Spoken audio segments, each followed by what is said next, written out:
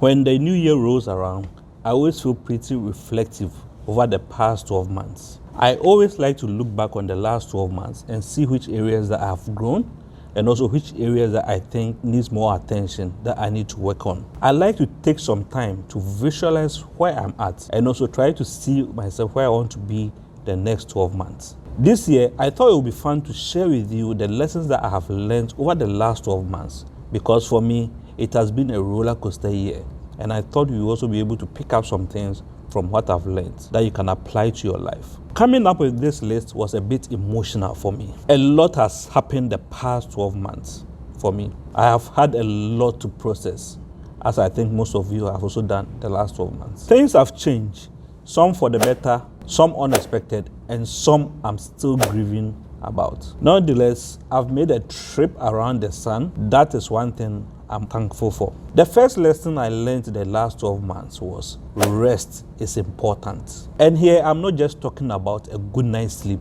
I am talking about turning off the noise of the world, shutting off the TV, putting the phone away, and sitting with my thoughts, giving my brain a break. This hasn't been easy for me to do, but it is very important for my mental health. And it is an area that I'm going to keep focusing on the coming year in 2023. Second lesson was I won't ever win an award for being too busy. We glorify busy in our society, and I'm kind of over it. I don't like it when my schedule is so packed that I don't know which way is up, and I'm bound to drop the ball on some items one way or the other. I've learned to say no to some things and also cancel some appointments if I feel there is not enough time to attend to them. Sometimes I look at my week and ask myself if I'm capable of getting everything done. If the answer is no, I look at my schedule and see what can be cancelled or shifted around so that I can feel better about my schedule and try to maximize my productivity during the week. And this has helped me a lot the past year, and it's something that I'm going to continue focusing on in the coming year, just to build on it and try to be a better person in that area. The third lesson that hit me the most was sleep is queen. This is an area that I continually struggled with the most in 2022. Even though I spent most of my time working from my bedroom, basically lying on my bed and attending to meetings. It was suggested to me several times the past year to focus on this and get more of it because it will make me a better person. Sleep is crucial for our health, our metabolism, and our healing. It is not lazy to prioritize sleep either. So this year, I'll be focusing on at least getting the minimum 6 hours and sneaking in the occasional nap in the afternoon every now and then so that I can be better rested to focus on the important things that I need to get done during the day. And trust me, that occasional nap can do you good on a very stressful afternoon. I picked up this during my time working with the Chinese at Huawei, where we basically had mattresses under our, and in the afternoon you have 1 hour just to sleep. And trust me, we woke up from that naps very active to finish the day on a high. The fourth lesson that I picked in 2022 was the most important relationship that I need in this life is the one with myself. Trust me, I worked on me this past year, and quite honestly, there's a lot more to be done. But I feel like I have a much better handle on my wants and needs now in life. I am finding the balance now, and I'm beginning to learn that I can't feel guilty over taking care of myself. So reducing guilt is something that I'm working on and I'll be focusing on in this coming year. And I think it's something that you can also try and do this coming year. Try to take care of yourself and don't feel guilty about it, because the best relationship you can have in this life is the one that you have with yourself. I spent years hating my body, my choices, and some of my decisions. And this past year, if there was one thing that I learned, it was the need to let go. For the most part, I have, and I feel at peace on my journey and where it has brought me so far. I don't know if I'm feeling that way because maybe fatherhood is right around the corner, but it feels nice not to beat myself up much anymore. My fifth lesson in 2022 was saying no is liberating. Not only is it liberating, it is also necessary. I cannot and will not do it all. I am one person and I cannot control everything and everyone in my life. I have to say no sometimes I want to say no sometimes. My time is precious, so is yours. And it's about time I take control of it. So I advise you also take control of yours. If I don't want to do something, I am getting better at saying no right from the start. Instead of saying yes and hating myself for spreading myself thin later, or committing myself to something that leaves me feeling depleted. So my advice is also learn to say no in 2023, because it will be liberating and it will save you a lot of stress right from the word go. The sixth lesson was boundaries are essential. Of all the lessons I learned this past year, I think this one took the cake. I am not so good at setting boundaries, but I'm getting better at doing it. And I did my best to set boundaries in 2022. And in 2023, I'll be building on that to try my maximum best to set boundaries when it comes to some aspects of my life. I used to let everyone's emotions control mine. And I'm working super hard at staying in my own lane and being responsible for myself and my emotions only. I have had to set boundaries with people in my life, my work, my time, and my priorities. Boundaries are hard to enforce in the beginning, but the more you practice using them, the more free you feel. I didn't realize how captive I felt about what people expected of me or needed from me all the time until I started expressing what I needed and what I am capable of more confidently. So in 2023, one aspect of your life that you can also try to improve of is setting boundaries when it comes to some aspects of your life, because it will help you to free you from some relationships that are holding you back in life. My lesson number 7 was, everyone is busy, but you make time for the people who matter. None of us have unlimited time, and our time is precious. So we have to learn to carve out time for the people who matter in our life. The connections, the friendships, and the experiences that are filled with joy makes our life so much sweeter. And having people to do life with makes it so much fun, trust me. My lesson number 8 was, taking care of myself looks different all the time.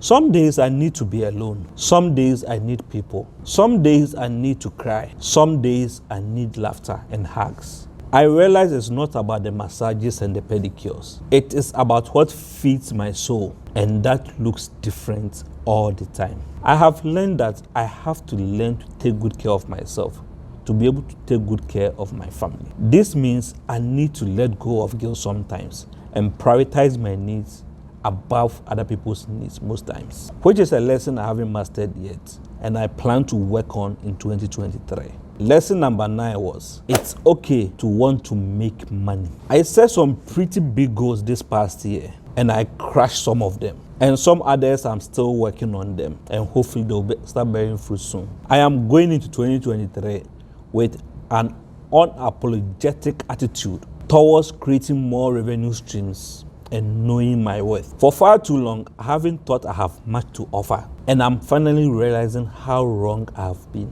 This boy has goals, and I'm not afraid to go after them this coming year, trust me. Lesson number 10 was, my health is in my hands, not my doctors, not my government, and not my family or friends. Functional medicine has changed my life for the better. I have never felt more at peace with my health, and knowing that even when things are out of control, I can always dig deeper to the root cause. My health is my responsibility, so it is up to me not only to listen to my body, but advocate for what I think it needs and how I need to take care of it. Number 11 was, being angry about the things that I can't change just keeps me stuck. Some things just can't be changed, and it is a choice to dwell on it or allow myself to accept it and move on. I am learning to move on a lot quicker because I'm getting fiercely protective of my joy. My 12th lesson was, visualizing the life I want keeps me focused. Before the beginning of last year, I had never gone through the process of visualizing what I want my life to look like until I came close to losing it all, not once, but on 3 different occasions. So I started a 3-month, 6 months, and a 12-month visualization voice memo on my phone that keeps me on track and grounded and focused on my goals so that I don't deviate from them. Without them, I'll still be wandering about. I wouldn't have the fire in my belly going into a new year. I'm so thankful for this practice of visualizing the life I want and what I need to do to achieve it. My 13th lesson, and 13 is a special number to me, especially those who know me closely. They know that 13 is a special number to me. So today I'm just doing 13 different lessons. My 13th lesson was, it's time to dream bigger. For the most part of my life, I've always loved traveling. And those who know me know that I've always been an adrenaline junkie.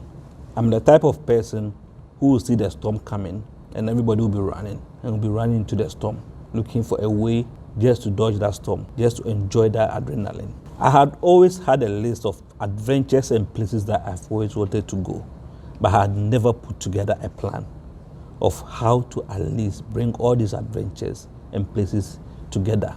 But as I was sitting at the MSP airport, enjoying a comfortable massage from the massage chair whilst I wait for my flight to get to Canada, I started thinking about life and the things that really matter. That was when this quote by Mark Twain resonated with me. 20 years from now, you'll be more disappointed about the things you didn't do than the ones you did do. Cliche as this may sound, trust me, money spent on traveling is an investment in yourself. So all those dreams of adventures and trips and visits to some of those crazy places I've always had dreamt about on the drawing board, boy, this guy is going to make them come true this coming year. So stay tuned because you'll be joining me on some crazy trips if you stick around here. I don't want to wake up one day and wish I would have done more, seen more, connected more. And I don't want to wait for retirement either.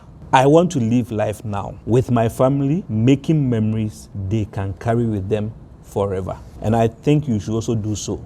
Spend more time with your family, making memories. Because trust me, some of these people might not be around for long. So every time spent with them should be cherished. 2023, I am ready for you and all the lessons you have waiting for me to learn. 2022, I would like to say, thank you for teaching me more about myself and allowing me to grow through grief, sadness, joy, and change. Till then, we'll see more of each other in 2023 and enjoy some good memories together. If you want to connect with me, you'll always find my details in the description area. You have the option to have a one-on-one chat with me if you want.